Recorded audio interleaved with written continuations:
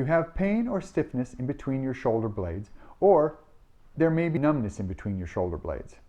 And you've either passed the pencil test, or you've completed the release and stretching of your chest, and you're ready to move on to the next step. Now I'm going to show you how to statically and dynamically release the muscles in between your shoulder blades, the ones that are causing you the most problem.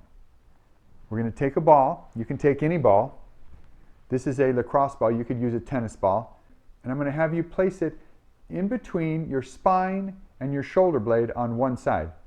You can do this standing up against a wall as well. You're going to place it on the floor. Find a sore spot and just hold 30 seconds to 2 minutes, or until the muscle relaxes over the ball and there's no pain. You can even open up your shoulder blade to allow the ball to sink into the muscle more by pulling your arm across your body. Once the muscle relaxes, move in and out over the ball 5 times.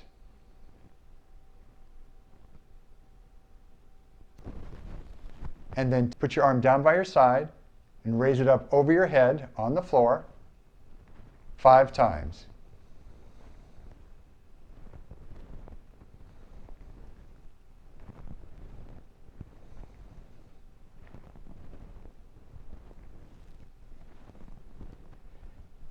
Then go ahead and move on to a new spot and repeat.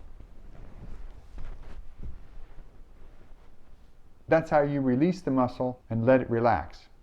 The next video, which is here, shows you how to use your stand-up straight to strengthen the muscles in between your shoulder blades so they will pull your shoulders back, you'll have good posture, and you'll be pain-free.